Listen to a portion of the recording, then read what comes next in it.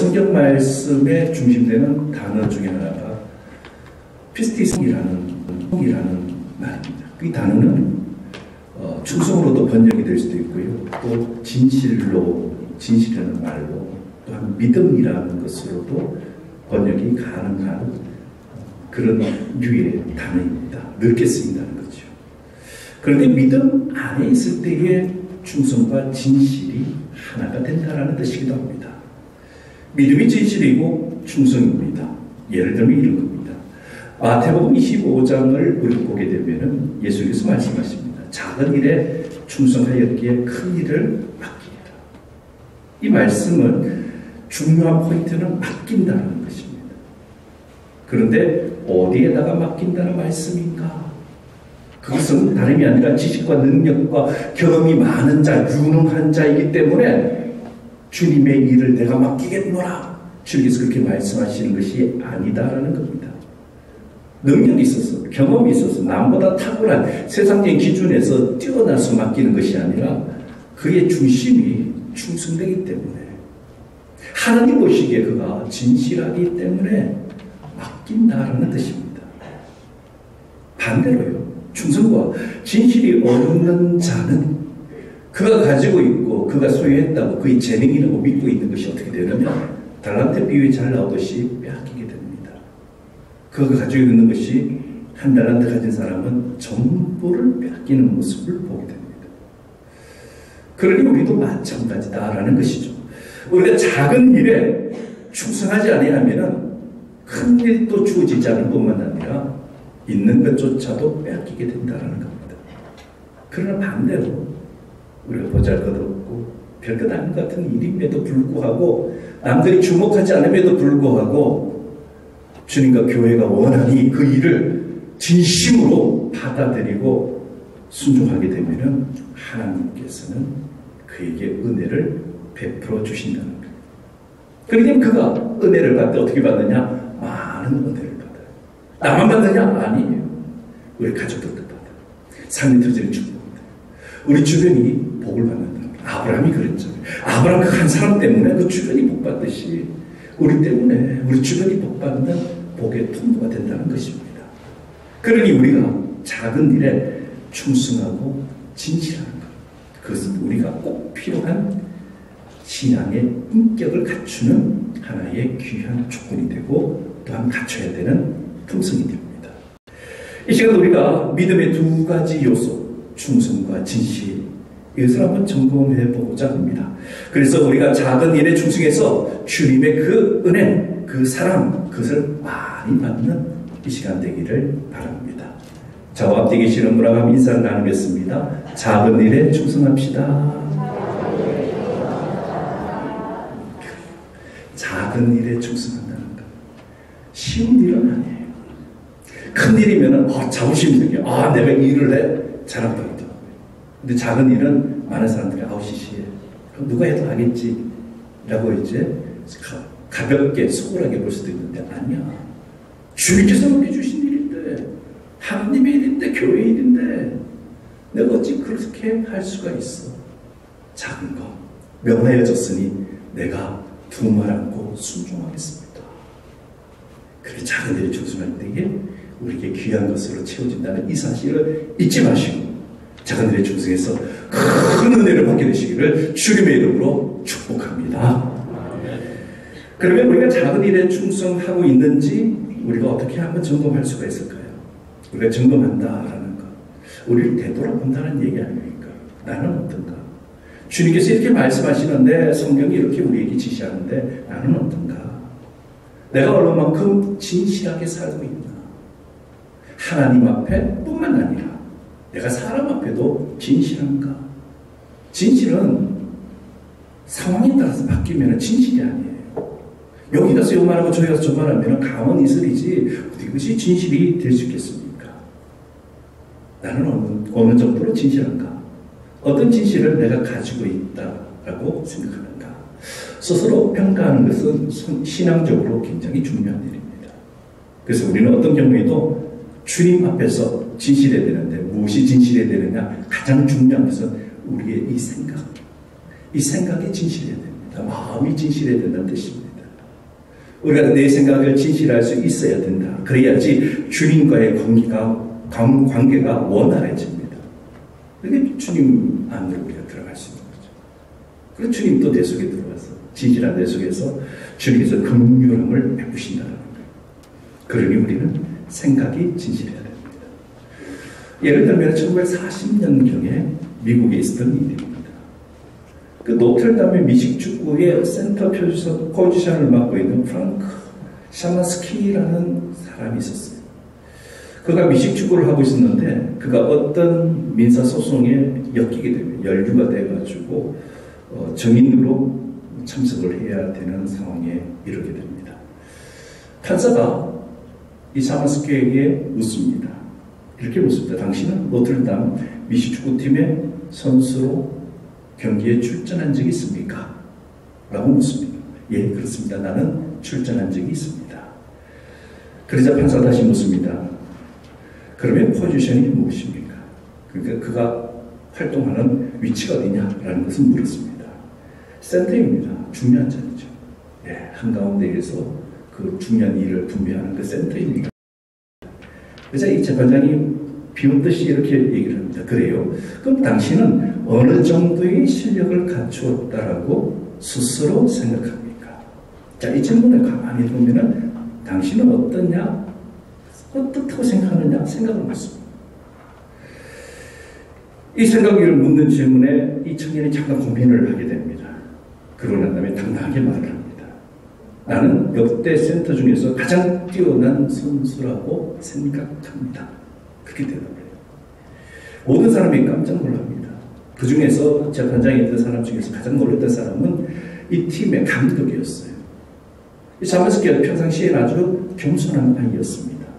자기를 늘 낮추고 남을 배려하고 희생정신이 강했던 사람이었는데 그런데 이 재판장에 와서는 전혀 다른 태도를 보이고 있는 거예요.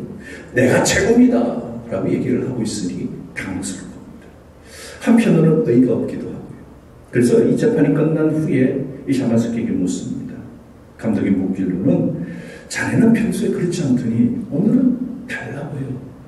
그래 겸손하던 자네가 왜 내가 최고의 센터입니다 라면서 겸손하며 교만하게 그렇게 말을 했느냐라고 묻습니다. 그래 이 청년이 얘기를 합니다. 내가 재판이 시작될 때에 내가 증인으로서 정인하기 전에 나는 손을 들고 한치의 거짓도 없고 진실만을 말하겠다라고 선서를 했습니다. 그리고 나는 그 선서대로 한 것뿐입니다.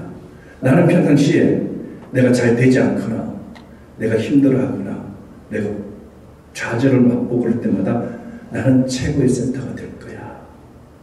나는 그런 존재가 되어야 돼. 나는 최고의 센터야. 그러면서 자기가 늘 다짐했다는 거예요. 그래서 내가 늘 경기 출전할 때마다 나는 최고야. 나는 잘할 수 있어. 그렇게 생각을 했는데 판사가 내 생각을 물었으니 나는 내가 평소에 하고 있던 생각을 얘기한 것입니다. 내 신경을 얘기한 것이 아니라 생각을 물었으니 생각을 얘기한 겁니다.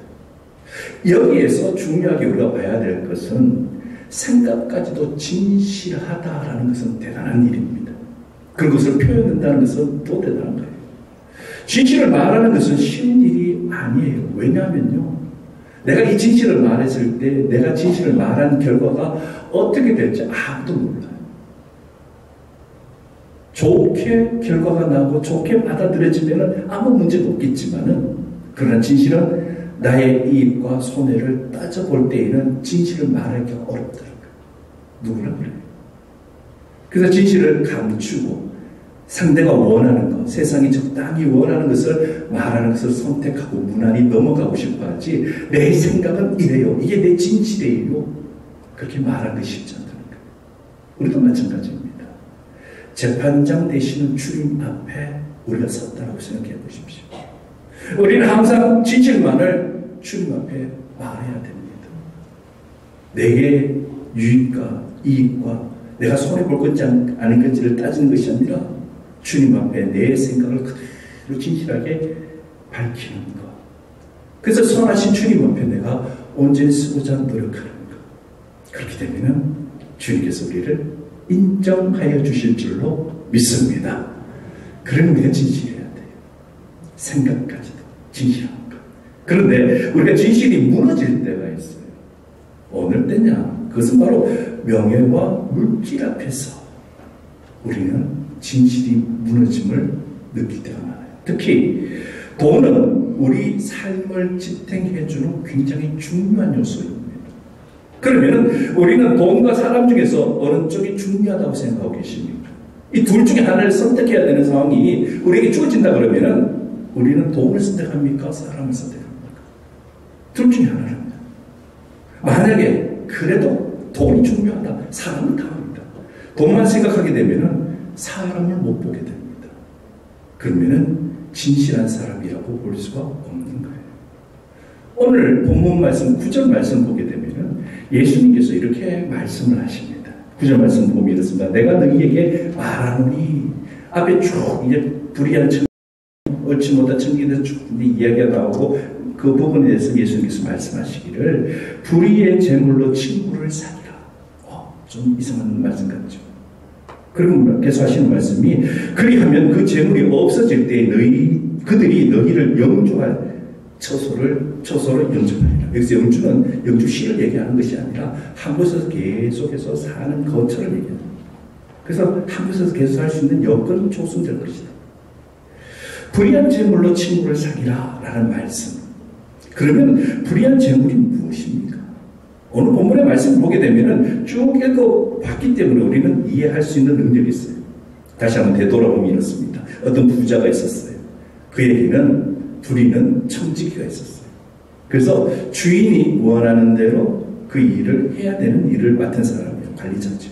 그런데 어느 날 주인이 이 청지기가 주인이 가지고 있는 그 소유를 낭비하고 있다. 없애고 있다. 다른 쪽으로 좀 빼돌리는 것 같다. 아니면 지가 다 이렇게 하는 것 같다. 라는 얘기를 듣습니다. 그 주인이 이 청지기를 불러요. 그러고 난 다음에 따져 묻습니다. 이렇게 이런 얘기들이 들리는데 이것이 사실이냐라고 묻습니다. 만약 이것이 사실이라면 더 이상 너는 네가 보던 청지기의 임무를 정지시키고야 말겠노라. 그러면서 엄명을 내려요. 그런데 이 주인의 말이 사실입니다. 청지기는 속으로 생각합니다. 내가 이제 청지기 직분을 빼앗기게 되었다면 그러면은 내가 무엇을 해서 먹고 살아야 될까? 그런 고민을 가지게 됩니다.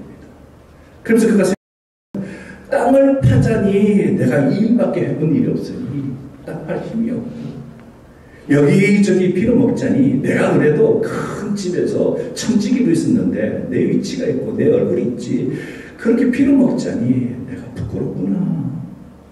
어떻게 했으면 좋을까? 곰곰이 그가 생각을 해요. 그러고 난 다음에 한 요법을 쳤습니다. 좋은 방법을 생각해낸 거예요. 아하, 내가 일을 그렇게 하면 되겠구나.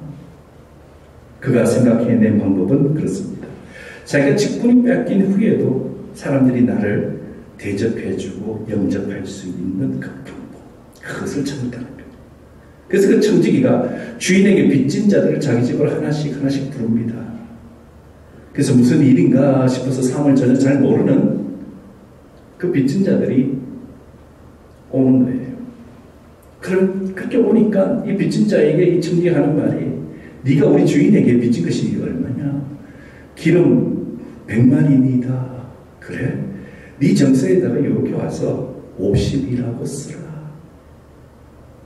반을 딱 빼줘. 얼마나 빚진 자로서는 기분이 좋아요. 그리고 청지기가 그 권한이 대단한 거니 그 권한대로 하니 싫을 게 없는 거예요. 좋은 거예요. 마음이 드는 거예요. 이런 식으로 다른 사람을 불러서 그거 가지고 있는 그 빚진 것을 임의대로 빼주기 시작하는 거예요. 조작을 한 거죠. 이 청지기가 이렇게 한 이유는 무엇이었느냐? 주인에게 충성하지 않고 주인의 소유를 낭비했기 때문에 그는 이제 쫓겨나게 되면 얼마 남지 않는 기간, 이제 완전히 쫓겨난 것이 아니니까 쫓겨나게 되면 그 쫓겨날 때까지 내가 관리했던 모든 것이 다 정리가 되겠구나 이 생각을 한 거예요. 그래서 없어질 재물에 대해서 생각을 했습니다. 자기가 가지고 있는 재물도 모두가 다 주인에게 빼앗기고 직분도 박탈될 것이다. 어차피 쫓겨날 것이니 내가 재산을 긁어 모아서 한 푼이라도 더 챙겨가자. 이 생각을 했다 그러면 굉장히 어리석은 생각이고 위험한 생각입니다. 주인이 낱낱이 다 찾아낼 것이기 때문에. 그런데 앞으로 살아가기 위해서 돈이 우선이 아니라는 거예요. 돈은 다음에라도 자기가 다른 방법으로라도 모을 수가 있다는 거예요. 그러나 앞으로 살 것이 그에게 큰 문제가 됩니다. 그래서 그는 미래를 본 거예요. 그래서 사람과의 관계를 지금 잘 해놓고 그들에게 은택을 입히는 거예요. 그래야지 다음이 있다라고 그는 판단하는 겁니다. 그래서 이 청지기는 빚진 것을 반으로 줄여주면서 그 빚진 사람들의 마음을 산 거예요. 돈보다 사람을 얻는 일이 그에게는 유익하다고 본 거지. 그러면 다음에 이 사람이 청지기가 어떤 제안을 하거나 힘든 문제가 있으면 도와줄 것이기 때문에 그런 관계를 만들어 놓는 거예요. 이런 사실을 주인이 면밀하게 다 살펴보고 난 다음에 주인이 이 옳지 않은 청지기가 몰라도 옳지 못하지만 그가 지혜 있는 행위를 했다는 것을 칭찬하게 됩니다. 예수님께서 이 청지기의 비유를 통해서 이렇게 말씀하십니다. 불의의 재물로 친구를 사귀라. 이 말씀은 재물보다 사람을 얻는 것이 더 중요하다는 말씀입니다. 그러니 이 비유의 가장 핵심적인 것은 사람을 얻으라. 그 말씀이에요. 하물며 이렇게 옳지 못한 사람도 사람을 얻기 위해서 애를 쓰는데 주님의 사람들도 그렇게 해야 되지 않겠느냐라는 말씀이라는 거예요. 그렇습니다. 우리도 돈보다 무엇을 얻어야 되느냐? 사람을 얻어야 돼요. 사람을 잃어버린 다음에는 돈이 소용이 없어요. 한번 보세요. 신앙인으로 주님의 인격을 가져야 되는데 그 인격을 가지지 못하면 그런 대접을 못 받습니다. 어디 가든지. 돈이 인색한 사람을 한번 보십시오. 친구가 없어요. 왜? 친구 만나면 돈 써야 되니까. 그러니 늘 얻어먹을 수도 없는 것이고 돈이 아까우니 친구를 사귈 수도 없고 사람들이 그걸 가까이 하잖아요. 또 돈을 바로 올바로 쓰지 못하는 사람을 한번 보십시오. 고독이 있어요. 외롭다는 거예요. 그가 생활하는 것을 보게 되면 돈은 있을지 모르지만 그 사는 것을 모습 보면 불쌍해요. 그리고 마지막에 그 돈을 지키고 그 사람이 끝까지 사느냐? 아니에요. 그 돈은 누군가에 의해서, 가족에 의해서든 가까운 사람에 의해서든 주변 사람에 의해서 그 돈은 언젠가는 다 되더라는 거예요. 그 돈은 다 잃어버리는 거예요. 우리도 이런 지혜를 가져야 된다는 겁니다. 돈이 우선이 아니다는 거예요. 우리가 신앙적이고 신앙인이라고 살아갈 때에는 신앙의 인격이 있어야 돼요. 내가 예수를 믿지 않고 교회는 나가지 않지만 저 사람만큼은 정말 예수쟁이다, 교인이다, 장로다, 집사다, 권사다 내가 인정을 합니다. 이 정도 인정받을 수 있는 신앙의 인격이 있어야 됩니다. 그 인격으로 우리가 살아가는 것이 중요합니다. 왜? 주님을 높이는 것입니다. 어디 가서 사람들이 피하고 고개를 흔드는 사람이 아니라 신앙의 인격을 가지고 그 인격대로 주변에 존귀함을 얻는 우리 충량교회 성도들이 되시기를 주님의 이름으로 축원합니다. 이제 말씀을 정리합니다. 우리나라 역사 시대에 공민왕이 있었습니다. 이 공민왕이 있었는데 공민왕과 그때 있었던 이야기 중에 한 토막입니다. 형제가 있었는데 우애가 너무 좋았어요. 형은 아우를 보살피는 데 있어서 성심성의껏 아우는 형을 아버지만큼이나 믿고 따르며 그렇게 우애가 좋았습니다. 그러다가 둘이서 길을 가다가 이런저런 얘기하다가 땅바닥에 보니까 금덩어리 하나가 떨어져요. 얼마나 놀랍고 기분이 좋을지 몰랐어요. 그래서 금덩어리를 하나 취했어요. 누가 떨어졌는지 모르겠지만 이 금덩어리면은 우리 인생도 펴질 것이다. 형제는 둘이 붙잡고 너무나 기뻐서 발짝발짝 뛸 정도였어요. 그런데 이 형님의 손에 있으니 동생이 불안한 거예요. 금덩어리가 반대로 동생의 손에 있으니 형님이 불안해져.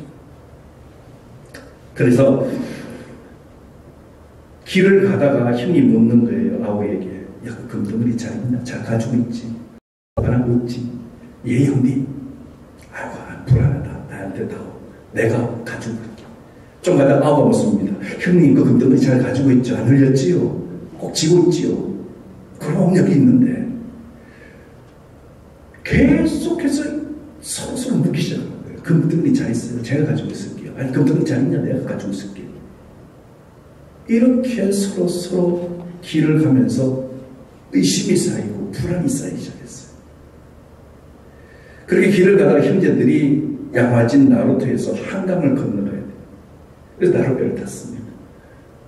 나룻배를 타고 가는데 형이 그 금덩어리를 꼭 쥐고 있다가 한강 중간쯤에 갔을 때에 그 금을 높이 들더니 물속으로 던져버렸어요. 펑덩하고 금덩어리 빠졌어요. 아, 형님 왜 그러십니까? 이게 무슨 일이에요? 동생이 소리를 칩니다. 그래서 형이 아우에게 말합니다. 우리 사이가 너무 좋아서 사람들이 부러워하는 우애를 가지고 있었는데 이 금덩어리가 대체 무엇이길래 우리 손으로 들어오는 그 순간부터 내 마음도 괴롭고 네 마음도 괴롭고 우리의 그 우애가 깨어지게 되었고 그 사이에 우리는 서로 불신만 쌓여졌기 때문에 이거는 우리에게 유익한 것이 아니다. 나중에 이것을 팔아서 우리가 무엇을 한들 분쟁의 요소가 되고 갈등의 요소가 될 것이니 아예 우리의 우애를 지키고 금을 버리는 것이 옳지 않겠느냐 아우냐. 형이 설명을 했습니다. 우리 같으면 어떻게 할 거예요? 그래도 금인데 그죠? 금이 필요 없는 사람이 어디 있겠어요? 금덩어리 하나, 두 개 있으면 더 좋고, 세 개 있으면 더 좋은 거 아니에요? 돈이 필요 없는 사람이 어디 있어요? 물질이 필요 없다고 얘기하는 사람은 좀 이상한 사람이지. 많으면 많아서 좋은 거라고 생각하죠.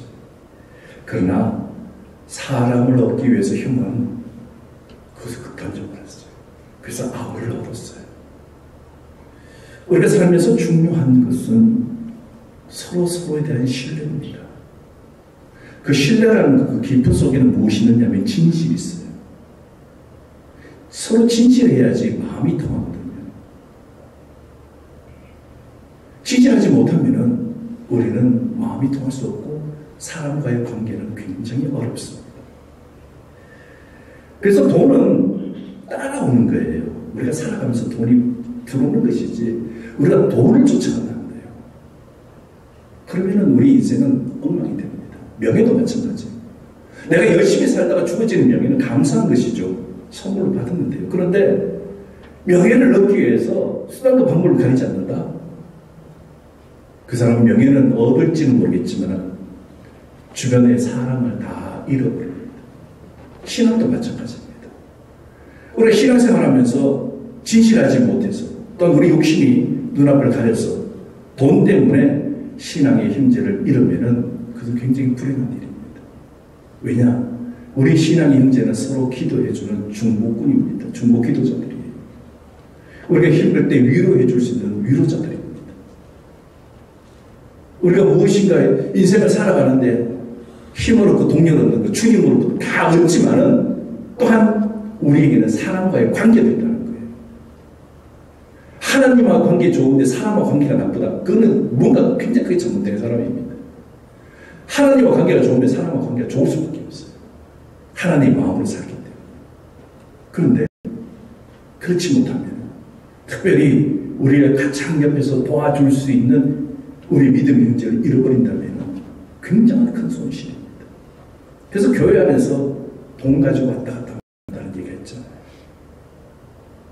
그 돈이 결국에는 믿음을 파탄으로 만들기 때문에 가정을 무너뜨리기 때문에 그런 거예요. 그렇기 때문에 우리는 무엇보다도 물질과 명예 때문에 사람을 잃어서도 안 되고 더군다나 하나님을 잃어서도 안 됩니다. 그것이 무엇이건데 그것의 주인인 하나님을 버립니까? 눈에 보이는 그 몇 푼 때문에 그 명예 때문에 하나님을 버리는 사람을 우리는 볼 때가 있어요. 너무 아프죠. 우리가 지켜야 될 것은 주님에 대한 믿음입니다. 믿음을 잃어버리면 다 잃어버린 겁니다. 믿음이 있어야지 우리는 주님을 떠나지 않습니다. 힘들고 어려울 때 주님을 떠나 교회를 떠난 사람은 믿음이 없기 때문에 그런 거 아니겠어요? 믿음이 있으면 주님을 떠날 수가 없습니다. 주님을 떠나지 않으면 주님께서 우리에게 필요한 것이 무엇인 줄 알고 지금 당장 힘들고 어렵다 할지라도 끝내는 주님께서 구하지 않는 것까지 더하여 주시는 분이 우리가 믿고 있는 주님인 줄로 믿습니다. 주님 그런 분이에요.